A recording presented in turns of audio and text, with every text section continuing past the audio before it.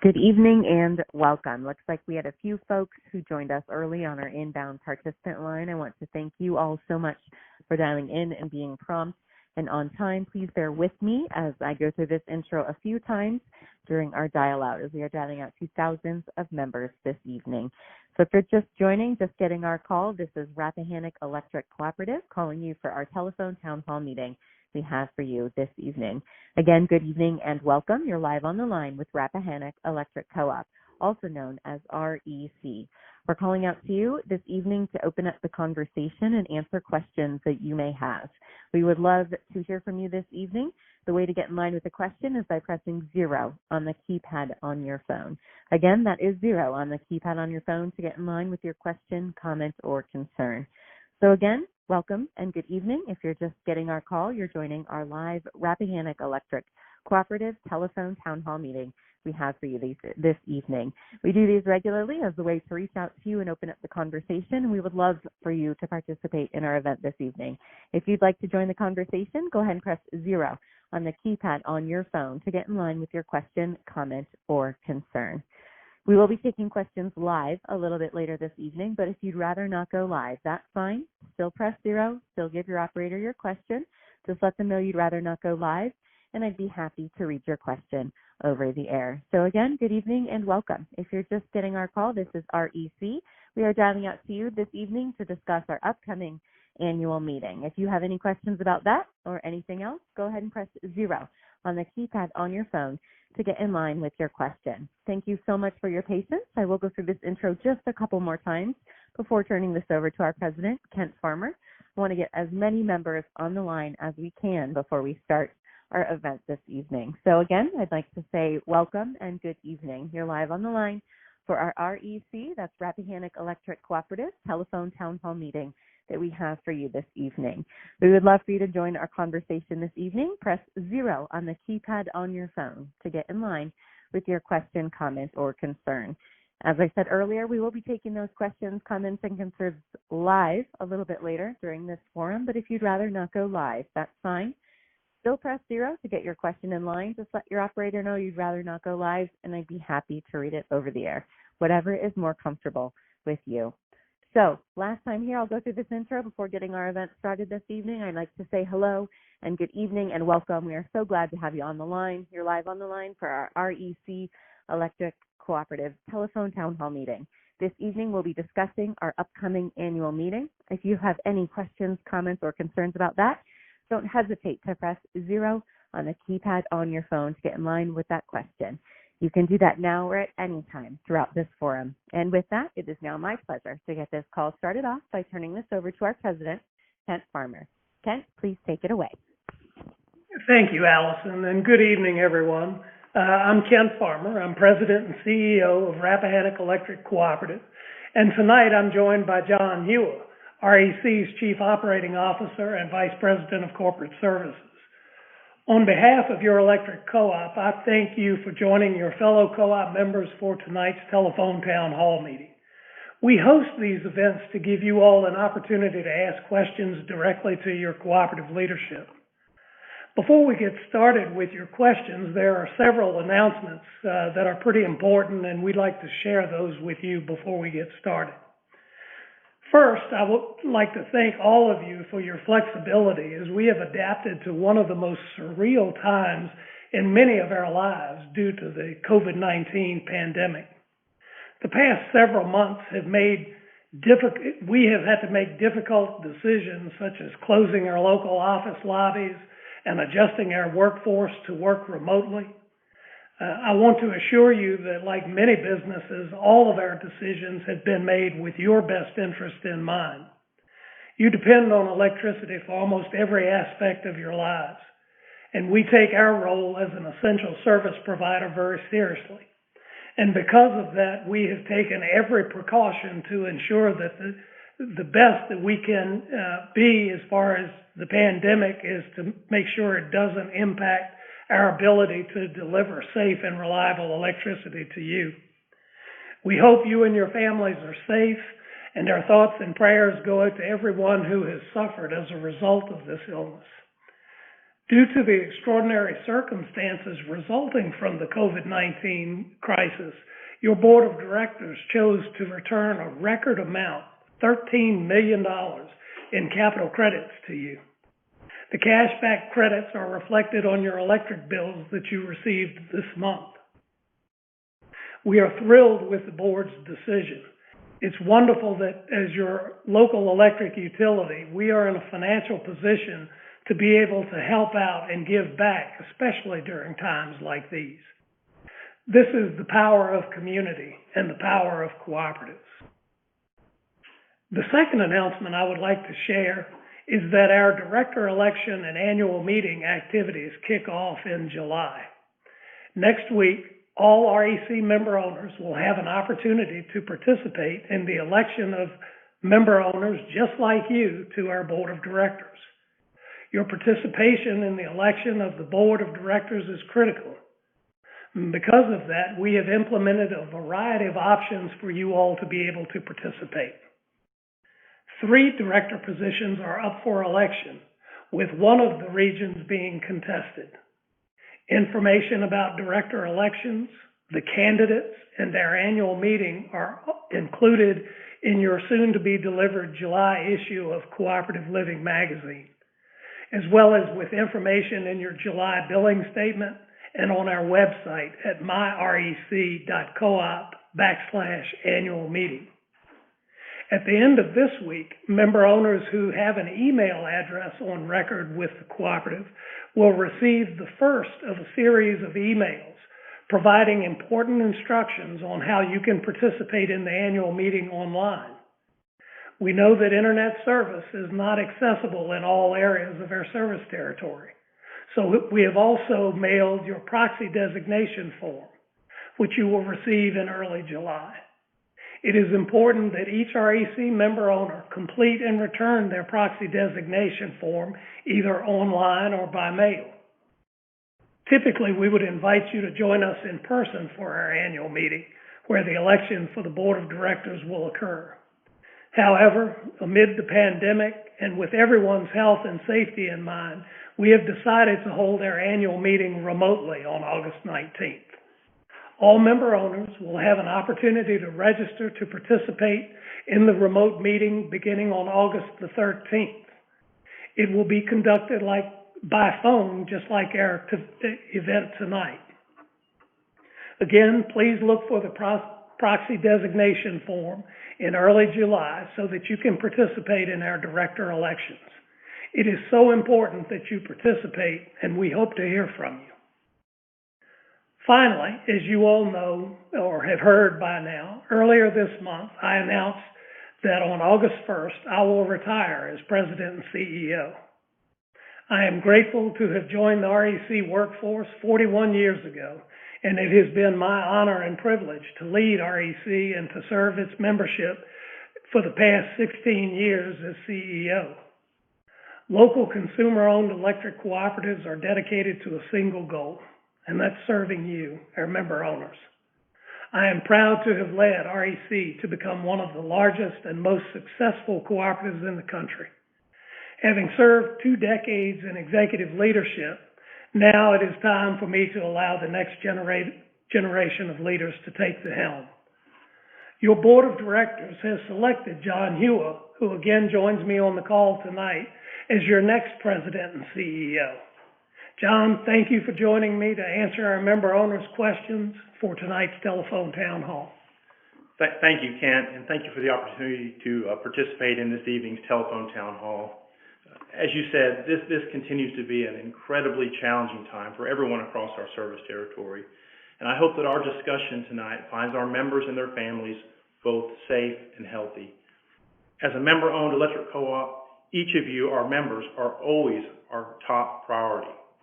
We remain mindful and prayerful for each of you and your families, the businesses where you work, and your communities where you live, as we all navigate these challenges together. I'm so grateful for the honor to be named by the Cooperative's Board of Directors as REC's next President and CEO. This is a tremendous honor, and I'm excited about the Cooperative's future. We have such a strong and dedicated employee team that takes this work and very challenging and difficult work on each and every day, and I'm so thankful for that team. I'm thankful to be working alongside each of them and with the REC Board of Directors as we strive for the many ways that your co-op may grow in serving you and your needs today and your changing needs over the years ahead. Kent, on behalf of our employees and the members that have so kindly taken the time to join our discussion this evening, congratulations on your upcoming retirement, and thank you for all you have done to shape and lead REC into being the successful, caring, service-dedicated cooperative that it is today. Your 4 decades of service to this co-op is remarkable, and we all appreciate all that you have done for REC, its members, and this region. As Kent described, each of you as members have the very important opportunity to participate in our 2020 annual meeting and director elections. Part of being a co-op owner means you have this unique opportunity to engage in shaping the future. Please consider taking the time when you receive your proxy designation form to make your voice heard in the upcoming election by participating. I'm also looking forward to the opportunity to address the membership again during our remote virtual annual meeting that will take place on the evening of Wednesday, August the 19th. We will have an opportunity then to talk about the co-op's accomplishment and our vision for the future. With that, I look forward to hearing from each of you this evening, and we're ready to begin answering your questions about your co-op. Thank you so much, Kent, and thank you, John. Great intro there. As a reminder, you can press 0 on the keypad on your phone to get in line with your question, comment, or concern. With that, we're going to start with Amy in Mineral. Amy, you're live on the line for our REC call this evening. Go ahead with your question.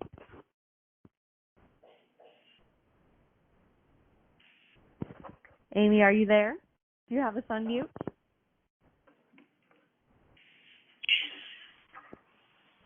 Amy in Mineral, are you live? Or you are live, are you there? Yes, I am here. Go ahead, you're live on the line with our president and with John Hewa. Go ahead with your question. Well, I actually don't have a question. I just have a comment, and I'd like to say that I've not always been from Virginia. I've actually been a part of co-ops in other states, and I've never actually experienced the service and the quality that I've seen in this co-op, and I just appreciate all the work of the linesmen and all the work of the office personnel, and I've just been impressed with the service that I have received, and I truly appreciate it. Amy, that is so good to hear, and we appreciate you taking the time tonight to let us know that. We work very hard every day to try to make sure that we are bringing you all the types of services that you deserve at reasonable rates. And again, we just thank you for taking the time to do that tonight. Absolutely. Thank you so much, Amy, and thank you, John. Next up, we have Zwanisha and then Barbara. Zwanisha is in Frederick County. You're live on the line for our REC call. Go ahead with your question. Hi, how's everyone tonight? Good. Okay. I wanted to know, for us that has not been working and been going through a temporary struggle, is there any resources of any kind that could help assist us with maybe a late bill? Yes, there are, Zanisha, and I also want to remind you that your co-op has stopped doing disconnects for non-payment as a result of this pandemic. We made that decision early on, and then the State Corporation Commission made it mandatory for all utilities. But I would encourage you to contact our office. We are reaching out to our members and trying to help set up payment arrangements for those individuals who are suffering economically during these times as a result of job loss, layoffs, or furloughs, or those types of things. We are willing to work with our members to extend the times necessary for them to get caught back up. And when you call our office, Zanisha, to make those arrangements, our call center folks will have a list of agencies that you can reach out to for additional help in the event that you need that. But you don't have to worry about the co-op disconnecting your service. We're not going to do that at this time. And not only are we not disconnecting your service, we're also not adding late payment charges to customers' bills during this time as well. So hopefully that will help you. But again, don't worry about that. We're willing to work with our members to make sure that nobody has to suffer loss of electric service as a result of this. And Kent, I'll add, our members may call 211 as well, which can put them in touch with a number of community agencies that can help support in this very, very difficult time. So that's another consideration that may help the situation. Great. Thank you, John and Kent and Swanisha. So glad to have you on the call this evening. Thanks for joining our conversation. Next up, we have Barbara, who asked me to read her question. She's from Rutherland and says, the lights frequently go out around here when it storms. Is there anything you can start doing to help that? And that's from Barbara. Barbara, yes, the answer to your question is yes, and we are doing those things that we can to minimize your outages during storm events. We have upped what we have been doing as far as maintenance within our rights-of-ways. We've had some issues with insects killing trees that are just outside of our rights-of-way, but unfortunately those trees, when they do come down, are still able to hit our lines. So we have increased the maintenance that we're doing to try to eliminate those danger trees out there. And in addition to that, we are also investing in technology that allows us to switch where your power is coming from. And what I mean by that is if we have a problem on the line that's feeding your area, there may be opportunities to backfeed that from a different direction so that we're minimizing the amount of times that you are without service. But please don't hesitate to contact our office and let us know specifically when you have those types of issues so that we can get out there. In some cases, it's simply a limb that's brushing against the line that will just turn it off for a second and then it comes right back on.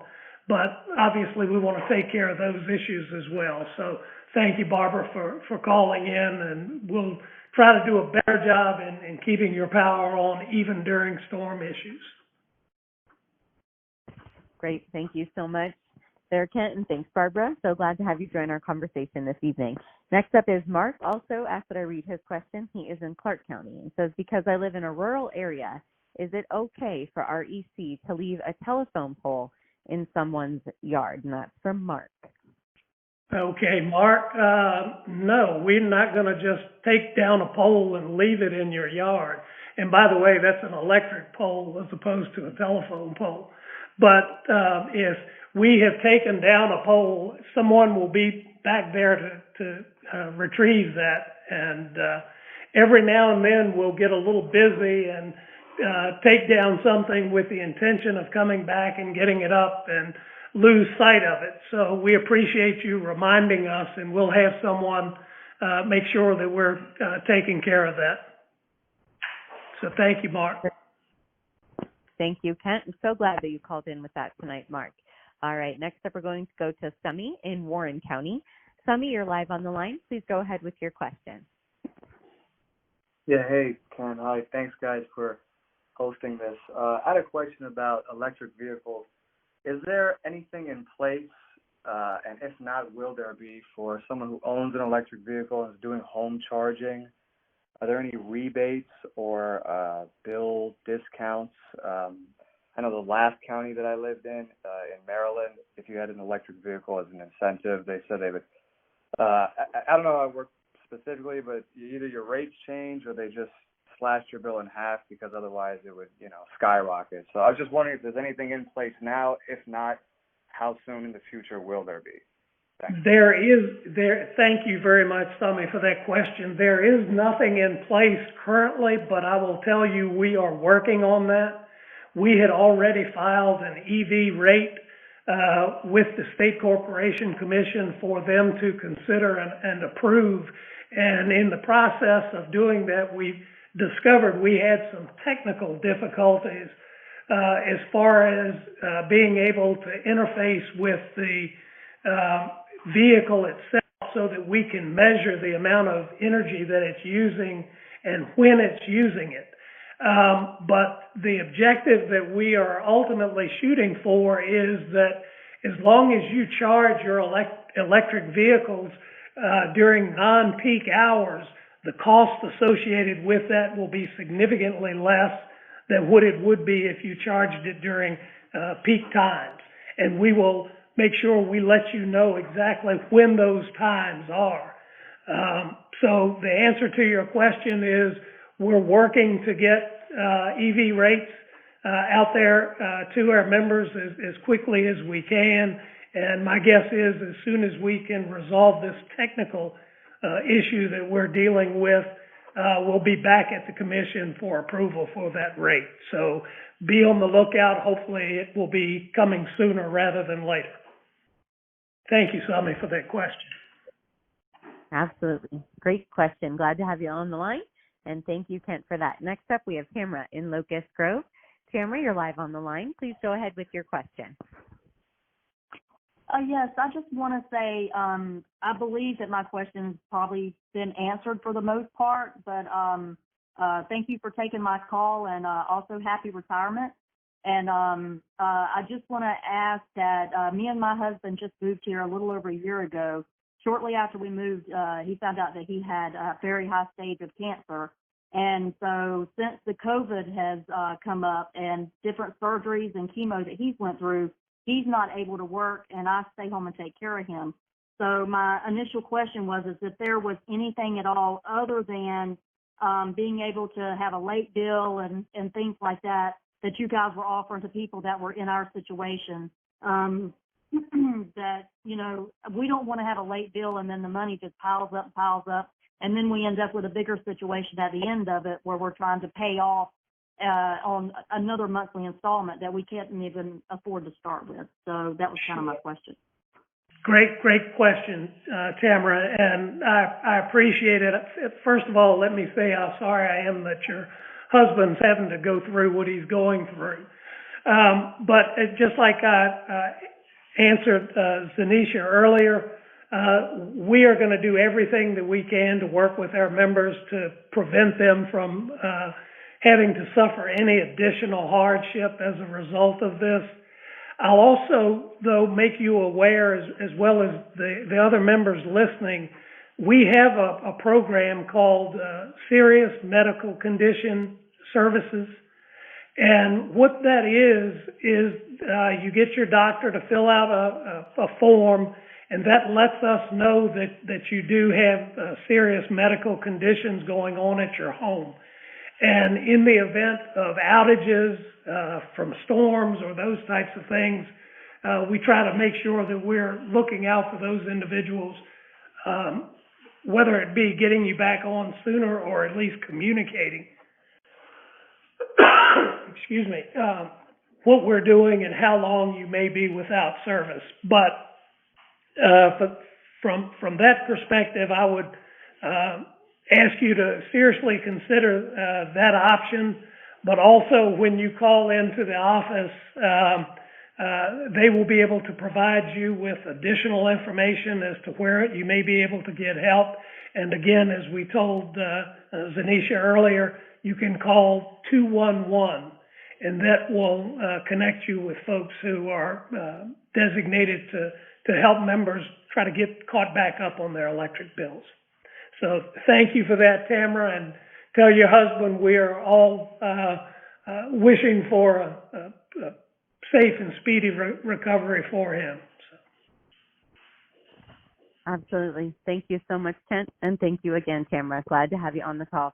Next up, we're going to go to Vicki in Hanover, but first I want to remind everyone how to get in line with your question, comment, or concern. We do have some great ones in queue, but want to hear from as many of you as we can this evening. We're going to take as many questions as we can for the rest of this forum, so press 0 on the keypad on your phone to get in line with your question. And with that, now we have Vicki in Hanover live on the line. Go ahead with your question. Yes, hi, my name is Vicki. I am a lifelong Hanoverian and multi-generation with REC. A few weeks ago, there was an issue on Facebook where people were offended by an employee's Facebook post, his individual post. I myself actually saw that post and was not offended. I couldn't understand why people were offended. But apparently a few people were and actually screenshotted it and turned it in. And apparently, from what I understand, REC promptly fired that person. Is there such a low tolerance for public speaking or in their own forum with REC? I mean, I personally, like I said, I didn't see anything really wrong with it. It was my understanding that that person actually was terminated instead of being written up or a week on the street with no pay. Vicki, I appreciate your call and I appreciate your questions. I'm unfortunately not going to answer part of the question, and that is what action was taken or was not taken. We don't discuss personnel issues. Obviously, that's something that's confidential and remains between the cooperative and employee. But let me just say that the cooperative has a set of core values, and it's caring, respect, service, and integrity. And all of our employees are drilled basically on those core values, and we simply ask that they represent those core values in everything that they do. But we also have employee policies that remind our employees that what you put on social media is permanent. You may go out and take it down, but as you said, somebody has taken a screenshot of what you put out there, and so there is no way to undo comments on occasion. And so we have a policy here at Rappahannock that explains to each of our employees that to be extremely careful of what they put on social media, because as employees of this organization, a lot of times what they put out there is reflective of the organization. And obviously, that does not line up at all with our core values. So hopefully that answers your question. But I'd also just like to speak to the broader issue, and that is diversity, equity, and inclusion. Rappahannock is all about doing those things that make our environment for our employees as open and friendly and welcoming as it can possibly be. And quite frankly, we don't tolerate discrimination in any form, and we certainly don't encourage or support things that are disruptive to the employees or to the membership either. So hopefully that addresses that issue going forward. But Vicki, we appreciate your call and your comments. Great. Thank you so much, Kent, and thanks for joining us this evening, Vicki. Next up, we have Kevin in Front Royal. Kevin, you're live on the line on our REC call. Go ahead with your question. Yeah, good evening, everyone. First of all, I'm absolutely amazed. We moved here a year ago. Absolutely amazed at the speed that the line crews get out to the house whenever we have a little problem in our neighborhood. Just kudos to the line crews that work over here in the Front Royal area. They're just amazing how quickly they come to help out. And my question, the other comment I wanted to make before I ask the question is, on the app, I think it would be a fantastic idea to make a change to the app so that you can actually put in the type of outage, because right now you can only put in an outage, so you don't know if it was a transient outage or if it's complete loss of power. Sure. By allowing you to put a comment in there as to the type of outage, lower priority things like a recloser cycling because of tree branch hit it or something like that would be different than, if you say, hey, I'm completely out of power right now. And that way you guys could plan your crew dispatch a lot more efficiently if you knew the information up front. Great suggestion. Thank you very much for that, Kevin. And then my question is, these new renewable electricity mandates that are coming down the line for Virginia, how are these going to affect our co-op and, electricity pricing? Sure. Well, fortunately, the renewables are continuously coming down in pricing, and so that's going to be helpful. But as we've said time and time again, at least at this state, we don't have storage capability of the magnitude that we need. We're in the process of trying to develop that technology. So even with the renewables, we've still got to have plants that are running when the sun's not shining or if the wind's not blowing, if we're using wind renewables. But I will tell you, Kevin, that Rappahannock is very supportive of renewable energy. We have multiple programs that we offer to our members, whether it's net metering, doing your own solar connection at your home, or if you don't have the ability necessarily to put solar panels up at your home, you can participate in our SunShare program. All of those right now, at least the kilowatt hour charge is a little bit higher for the solar power than it is the routine power. And that's simply reflective of the cost associated with it at this point. But again, as I said, those costs continue to come down. We continue to make strides in the development of the technology on both the photovoltaics as well as the wind energy. And as we do more in the development of storage, we will be able to take even more advantage of those types of resources going forward. But it's just going to take time for us to integrate those resources into our overall portfolio of power supply.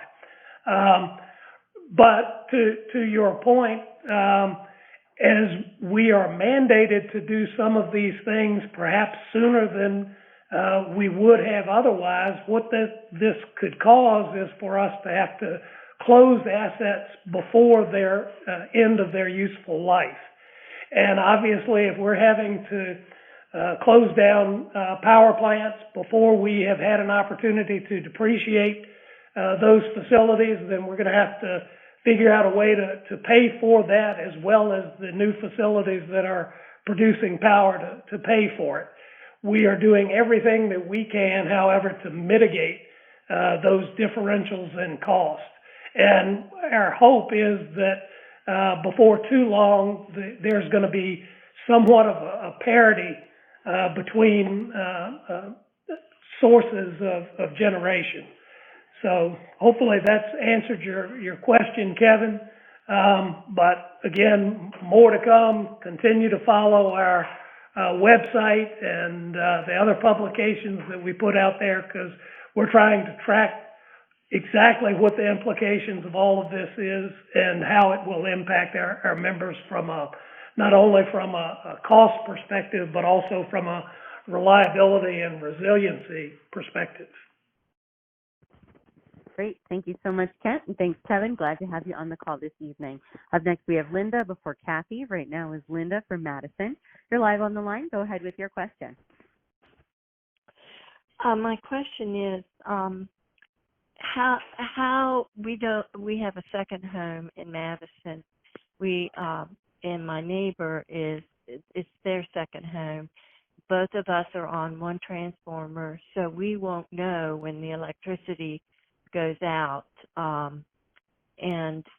We had an ash tree drop a limb 2 years ago and broke the pole in half and dropped the lines in our driveway. When I arrived with a carload of food, of course, it had been out and the food was bad, and our refrigerator, I had to find someone to take the food. I have to compliment, though, Rappahannock was, as soon as I called them, they were out there and got the lines up and took care of the pole, and I was able to, get my food back into the fridge. That was 2 years ago. They tagged the tree to come down 2 years ago, and it worries me, that tree. If that tree is so large, if it came down, it would take out everybody's pole. It creaks. It's getting worse. It's creaking really bad. I have called several times and asked, please call me so I'm up there. I don't know if it's possible for you all to give a date. Yes, we will be there on such and such a date so that we can be up there. I've been told that it will now be another month or so. And we're just concerned as to why it's taken so long. I know the COVID thing came up. But again, Linda, thank you very much for your call. We will get out there and get that tree taken down for you. But I just want to point out, and John, I'm going to ask John to weigh in here a little bit too, but we have a service designed specifically for people like you and your neighbors. It's called Outage Notification Service. And that way we can send you a text every time service goes off at your second home, so that you don't find yourself in the situation you were in with the food and the like. So I would encourage you to sign up for that outage notification service. That way you'll know every time your power is off, and you'll also know when it comes back on. So. Thank you, Ken. And Linda, thank you so much for being an REC member, and we really appreciate your comments. On the ash trees, we have been really battling the emerald ash borer beetle that has just killed so many trees across our service territory. As of last year, we had removed over 10,000 of these trees that had been infected by those beetles. So we take that very seriously, and we're very glad to follow up with you, and we will make sure that we promptly get out there. And I do apologize that you've called a few times there, and we haven't been able to get out there just yet, but do know that we're working as quickly as possible to get thousands of trees taken down that have died off due to that issue. Ken is correct. We do have a monitoring service that can continue to monitor the power quality at your home and the status of the power, and certainly are glad to sign you up for that service. So we're glad to reach out to you and facilitate if that would be beneficial for your second home and help you be aware of power events that are occurring. Great. Thank you both so much, and thank you, Linda. So glad to have you on the call. Next up, Kathy before Marcus. Right now, Kathy in Orange County. You are live on the line. Go ahead with your question. Hi, I'm Kathy. I live in Lake of the Woods in Locust Grove. Hey, I had just 3 short questions. The first one is, they have recently built a solar farm in western Spotsylvania County. Very controversial, but now the Board of Supervisors has allowed it. I wondered if you use that as a source for electricity? We do not, Kathy. That power was contracted for, I think, between two companies down in Southern Virginia that are probably familiar names to you. Google and Microsoft are buying all of the output of the large solar farm in Spotsylvania County. Okay. My second question has to do with careers at REC, specifically careers in computer science. I'm not sure how you all use technology. I have 3 children who are software engineers, computer scientists, in college, out of college, and I wondered about how you all use technology really quickly, and if you have any kind of internship programs. A wonderful question, and the answer to your question is that we are using technology more and more and more every day. As a matter of fact, we have just introduced a new division within Rappahannock that focuses specifically on technology and strategic planning around that technology. So the answer to that question is yes, very much so. And we do have programs such as internships and the like, and we are always looking for qualified employees. I would encourage you to have your children look at our website. We post the job openings on our website, and we also work with the Virginia Employment Commission to make sure that they are aware of all the particular openings that we have. So the answer to your questions are yes. We're always looking for talent. So. And my third question has to do with solar power, which you have pretty much answered. Only thing is that I would like to maybe install solar panels. I know that in the future they will be cost effective. They're probably not quite cost effective yet. The problem is my roof is about 15 years old. So would you all install solar panels, or could I have solar panels installed on an older roof like that, or would I need to get my roof replaced first and then install? Well, obviously I can't answer that question without looking at your roof, but that's the issue that a lot of folks have. They end up putting these panels on the roof and then end up creating roof problems for them.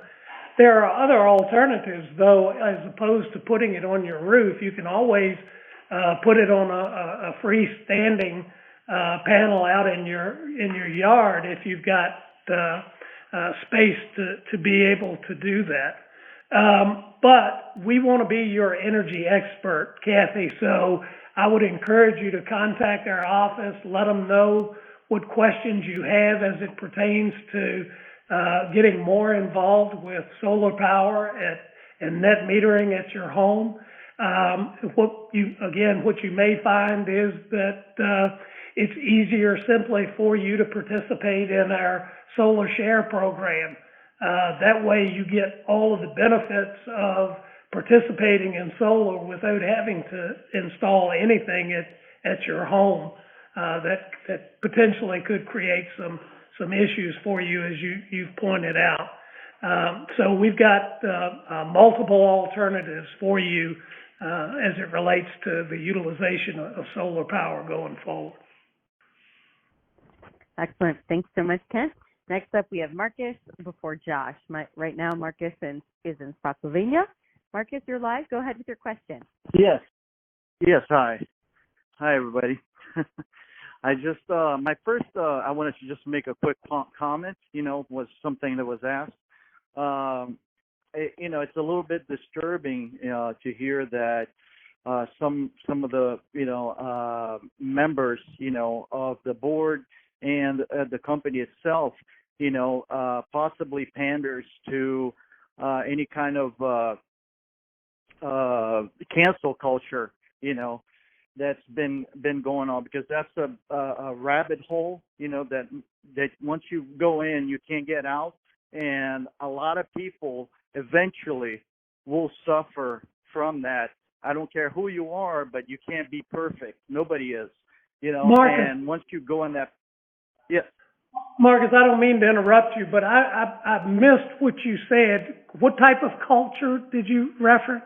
Oh, well, cancel culture, I don't know if you're familiar with that. It's basically, how people pretty much get affected in their jobs, and they lose their positions or jobs, due to, pandering to identity politics, and cancel culture is what they call it.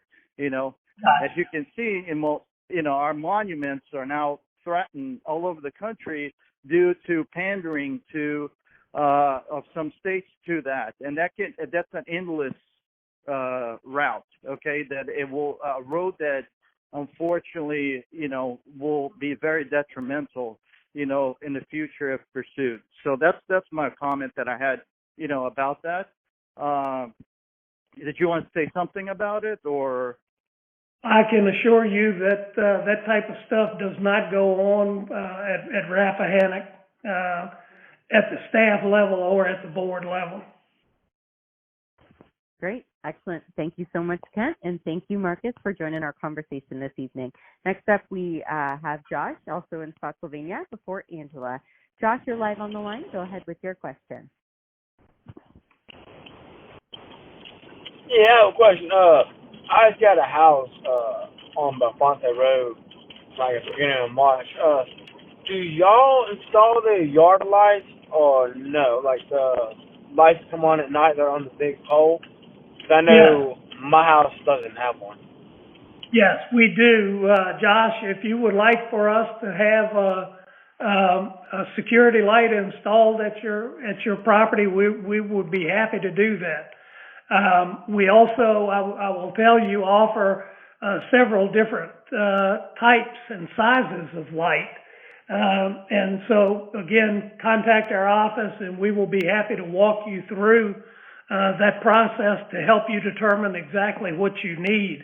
One of the more popular lights that we have had available that a lot of our members are using is called a dark sky light.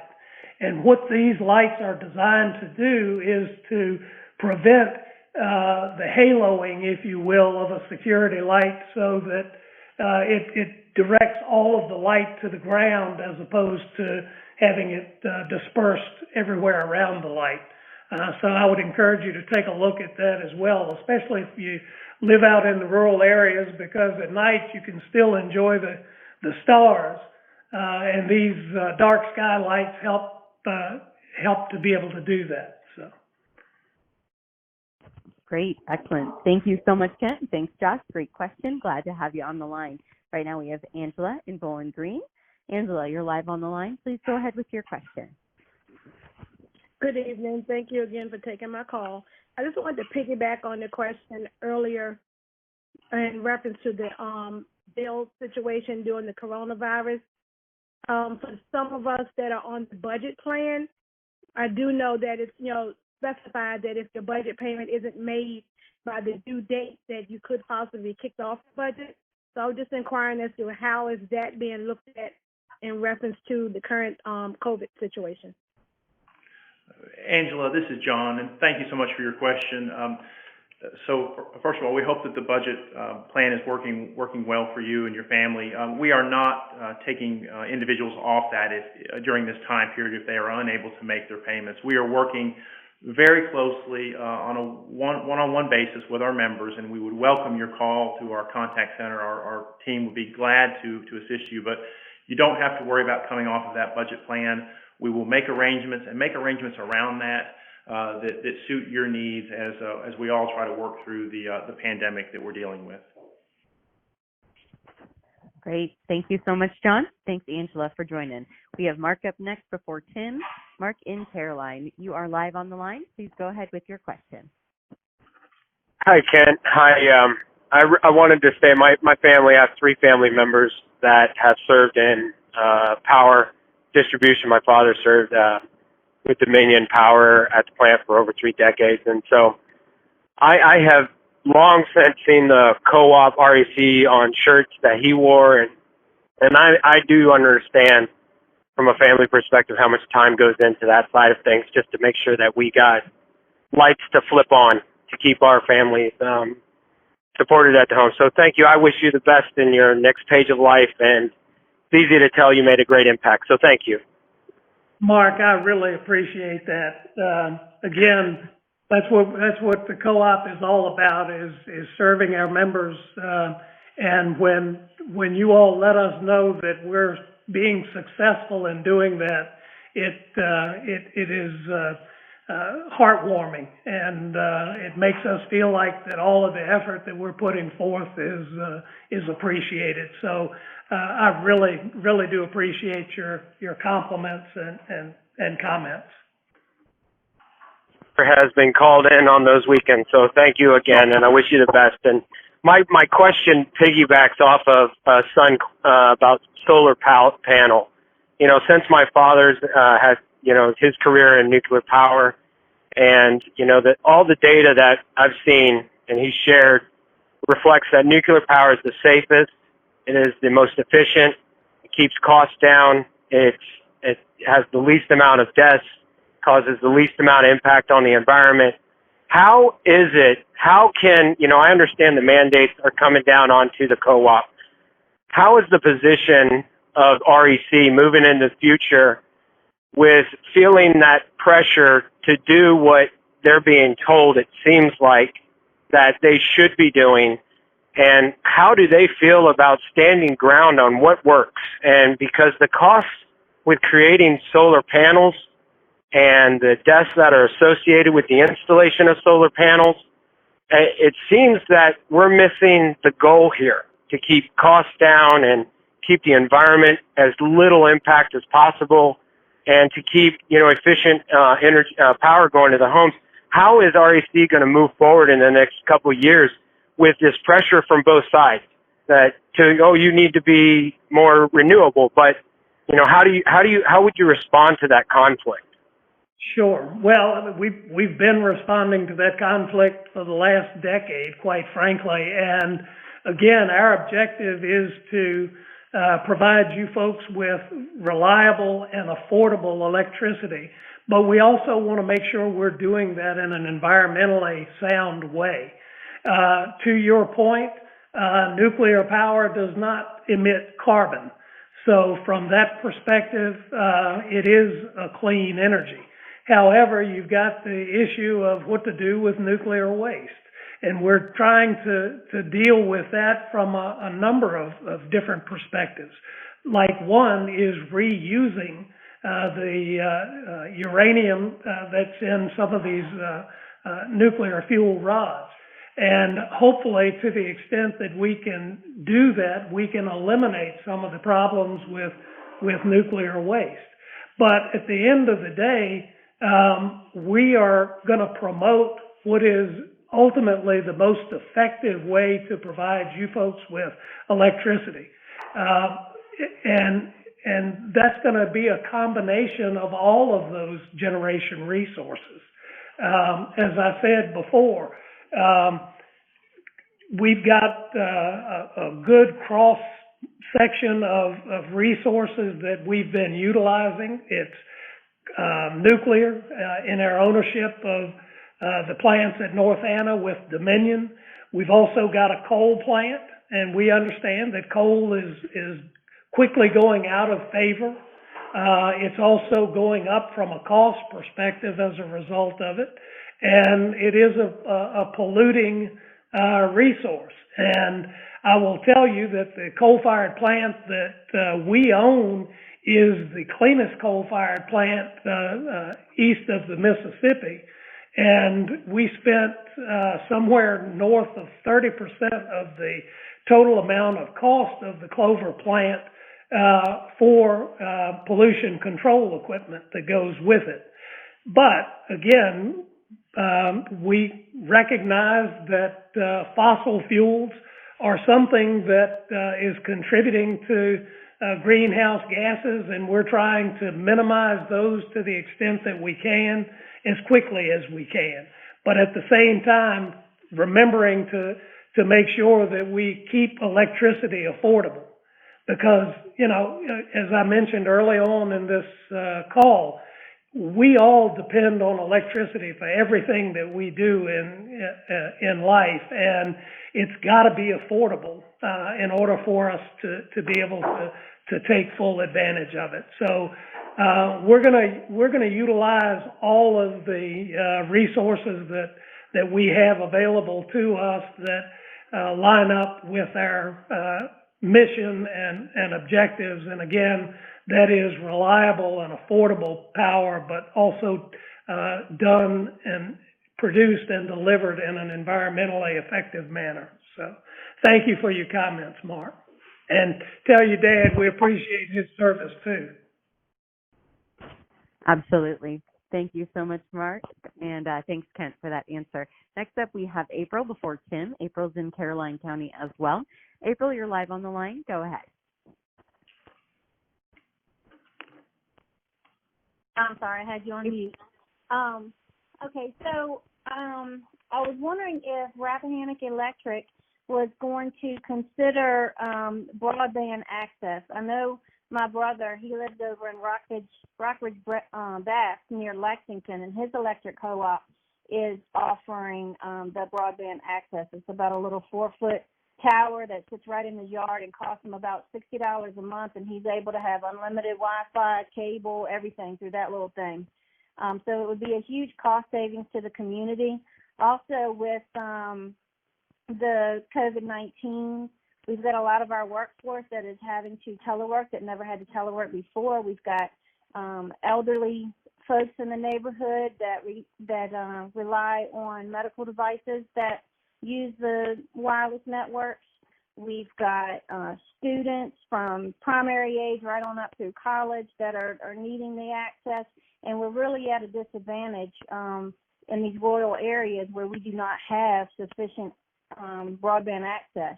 So I was just wondering if you guys were doing anything with that.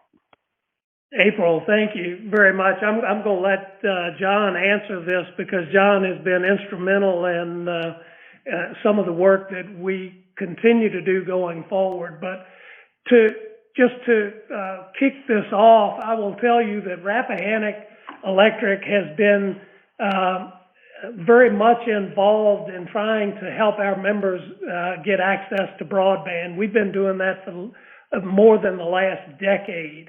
And we're still trying to figure out how best to play a role in that.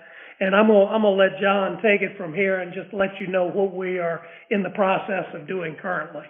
Thank you, Kent. And April, thank you so much for your question. It's an outstanding question, and we are receiving member inquiries regarding broadband. And we certainly recognize how critical broadband is, especially at times like these where we're dealing with the coronavirus, but also ongoing for the quality of life and the prosperity of the communities that we serve. As Kent mentioned, we've been collaborating heavily at the state and at the local level with all the jurisdictions that we work with and the counties and the towns with respect to opportunities surrounding broadband, and have communicated in the last couple of months, in fact, seeking how those jurisdictions might help the co-op take further steps. What we're already doing, first of all, our 17,000 miles of power lines and the almost 200,000 poles that the co-op owns, first of all, those are all available for third-party attachment. So any of the telephone companies or telecom companies that want to attach to our system over the years have been able to do that and continue to be able to do that. Beyond that, your cooperative here at REC, we actually have moved forward with a large backbone construction project. As you know, we serve portions of 22 different counties, and we presently have underway, we've launched in the last couple of years, an 800-mile backbone fiber system. Now that system was originally designed predominantly to run the electric system, but it was also oversized to make sure that we had a lot of fiber capacity to work with third parties that might want to promote broadband in our region, for counties or towns or law enforcement that might want to rent fiber on the system. And so that project is underway, and that project will continue. In addition to that, the team of employees here and your board of directors here at the cooperative have also been looking very keenly at opportunities surrounding what does the business model look like for REC if it were to go much further into broadband. And we've conducted multiple feasibility studies now. We are still working on that and have a large team internally that is intently focused right now on some opportunities this year that will involve FCC, the Federal Communications Commission, funding at the federal level. There are a number of co-ops, as you mentioned, a number of co-ops in Virginia and around the state or around the nation that are beginning to move forward into broadband. There are some federal funding opportunities, and I think the current challenges that we face here in our nation are really inspiring our federal government to look at opportunities of how to make it more affordable for organizations such as REC to extend broadband. Our challenges thus far is the broadband is technically feasible for us. Our teams and our people are very capable of building and operating that type of system. The challenge thus far has been making the business model work and having the funding. And so we're very hopeful that in the months and years ahead, there will be funding opportunities that could make that a reality for us to move much further in that direction. The other point to bring up here, though, is that we are a regulated electric utility.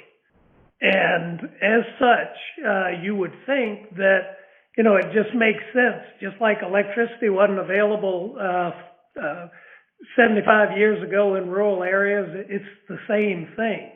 Well, it is, but it's not.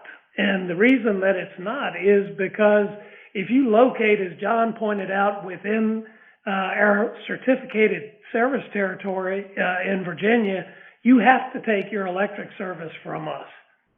The broadband business is a competitive business. There is no requirement that you have to buy your service from us. The other difference is, though, that technology, as you can well imagine, turns over every 3 to 5 years. Unlike the technology and the equipment that we've used in the electric system, a lot of that equipment has lasted 30 plus years. So you've got a much longer time frame to be able to spread some of those fixed costs over. But as John said, we're trying to do anything and everything that we can prudently to be able to help facilitate broadband across our service territory. But at the same time, we're also stewards of your money. And we're not going to make investments of your money into areas that we don't think are economically feasible. And so to the extent we can get the help from the federal government, the state government, as well as the local governments, to help offset some of those costs, then that gives us that much more opportunity to solve the issue. So again, we appreciate the call. Great. Thank you both so much, Kent and David. Thanks, April, for that great question. So we're going to take a few more questions here, go a little bit long. We just have great questions. We want to answer as many as we possibly can. I do want to tell everyone, though, that if we don't get a chance to answer your question, all questions submitted will be responded to by REC employees, as well as everyone will be able to leave us a voice message at the end of this forum, and we will respond to those as well. With that, we have Tim from Unionville up live next. Tim, you're live on the line. Please go ahead with your question. Hey, guys. Appreciate everything, and good luck on your retirement, sir. Thanks. I've been a member now for almost 3 years, and overall pretty pleased with the service. I come from City Electric, and I've had less outages out here in the middle of the country than I ever did in the city, so that's pretty awesome for me. My questions, there's a couple of them, trying to hopefully keep all of them short.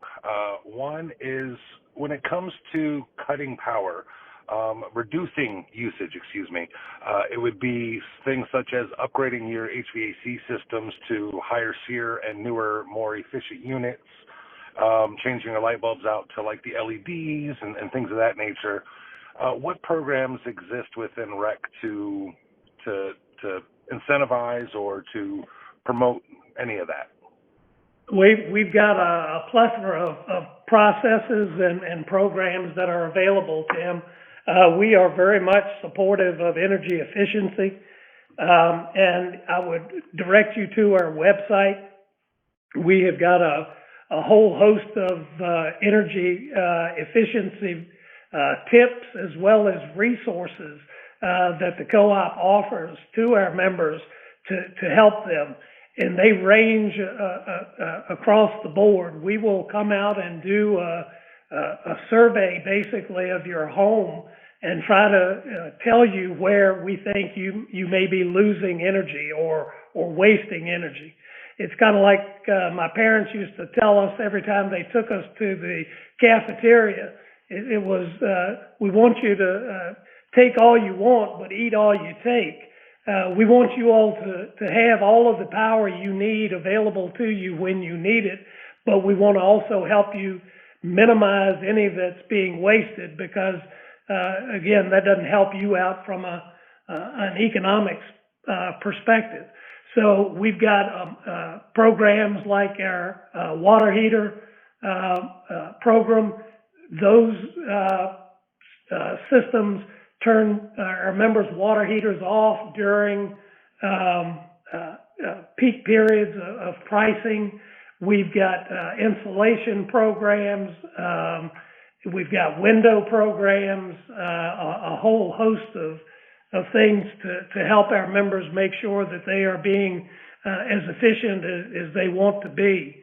So, Tim, again, take advantage of those items that you see on our website. And if there are things that you would like to see that you don't see on our website, I encourage you to call us and recommend those because, again, our objective is to be your energy expert and provide you with the tools you need. So.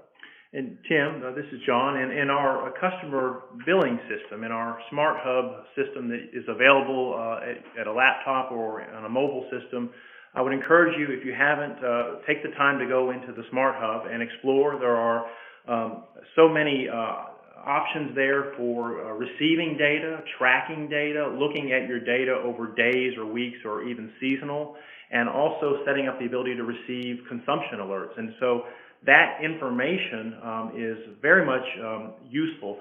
The other thing that we offer is called green button data out of our Smart Hub, and that will allow you to download interval data and actually share it with a provider that might be looking at energy efficiency products for your home. So we would encourage you to go there and explore those options.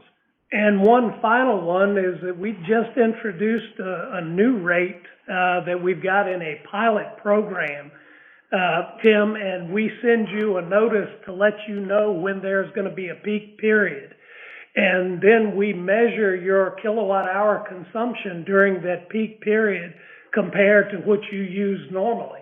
And if you can demonstrate to us that you are reducing your load during these peak periods, we will pay you for that. So I would encourage you to check that new pilot rate out as well. Great. Excellent. Thank you both, Kent and John and Tim, for your participation this evening. So glad to have you on our conversation. Next up, we have Yolanda in Spotsylvania. Yolanda, you're live on the line. Go ahead with your question, please. Hello, can you hear me? Yes, ma'am. Oh, great. Okay, actually, I'm her cousin. She had to go outside. What the question posed was, in the Spotsylvania County, we are appreciative of the payment plan and the program you have in place for those low-income residents that are struggling during this time with the pandemic. The situation now is that even though on the payment plan, and I think another woman who spoke kind of hit more on it, is that there's no the camp. There's no camp for the young people, and more people are now going to be at home. So is REC planning to do anything where they're going to lower any of the rates to help people out in that situation? Because I know with my cousin, with Yolanda, when she was in the hospital, this is before the pandemic, and the bill was due. Now, she was hospitalized. This was surgery, and she had been there. She was going in for, she thought, a couple of days, and she ended up going in for a month. And the customer service representative that called to inquire about the bill was extremely arrogant, extremely rude, and no matter how much it was said that she was in the hospital, that person, that customer service representative said that that was not their concern and that power would be shut off. And being that she's one that is on oxygen in a powered electric wheelchair, that's one of the things we will want to make sure does not happen when we leave from visiting, that she's in a state, where she's not being helped or serviced. Sure. So, sure. yeah. We certainly understand about Yolanda's issues and are willing to work with her. First, let me apologize if any of our employees were arrogant or rude. That typically is not a description that we hear when someone is describing our employees. But again, I understand that in the circumstances that you all are faced with, you're worried about that. Again, we're not going to cut anybody off during this pandemic period, and we're not adding late payment charges to make the billing even worse. And we are willing to set up payment arrangements and work with all of our members to prevent anyone from having to go through a disconnection for non-payment. We've also mentioned numerous times earlier tonight on this call that in the event you have to, don't hesitate to call the telephone number 211, and that will direct you to some additional assistance. Excuse me. Some additional assistance that may be able to help her out. Excellent. Thank you so much, Kent, and thank you, Yolanda, for joining our conversation this evening. Right now, we've got Calvin in Frederick County. Calvin, you're live on the line. Please go ahead. Yes, sir. Right. First off, I'd like to appreciate, let you know appreciation for the good service we get. And when they put the new poles in at northern Frederick County on Payne Road, they did a good job. They were efficient. They didn't prolong our power outage. But I got one problem. I live on the opposite side of the road, and they put in a new pole for me and my neighbor. Your people came out. They got the power switched over. But like I said, we got another utility's got one line on this extra pole in my yard. And I was just wondering when or if you could build a fire arm to move it so we could get this pole. It's just an inconvenience trying to mow around guide wires and extra telephone poles. And they are on my side. Absolutely. And Calvin, I will tell you, if it is somebody that is attached to our pole, we will get them out there and get it moved so we can get that pole out of your way.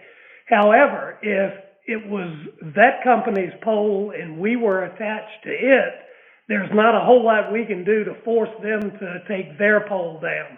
But again, if I think we've got the information as far as where you are. And again, if we determine that it is our pole, we'll make sure that the other utility gets out there and gets it off of the old pole so we can get that one out of there. But I appreciate the call, and I also appreciate the compliments. Great. Thank you so much, Kent, and thank you, Calvin. And with that question, I'm going to have to cut it. We just have so many questions. We could be here all night, but I'm going to turn this back to you, Kent, to bring us to the finish line in just a moment. I want to remind everyone that REC will respond back to every question submitted this evening. And also, I encourage you at the end of this forum, after you hear some closing remarks, you'll be able to leave us a message. So just follow the prompts, leave us your name and your phone number so that we can reach back out to you. With that, Kent, please bring us to the finish line. Thank you again, Allison. And I just want to thank everyone that has joined us tonight for this town hall. We always appreciate the opportunity to hear from our member owners. And during a time when we're all social distancing and perhaps feeling a little disconnected, this opportunity to connect with you is so important to us. If you had a question that we did not get an opportunity to answer this evening, as Allison said, please leave a voicemail and someone will follow up with you within a week to get you answers to your questions. Our thoughts and prayers go out to all of you and your families as we continue to work through the crisis facing us locally and nationally together. Thank you. Please take care, and God bless each and every one of you.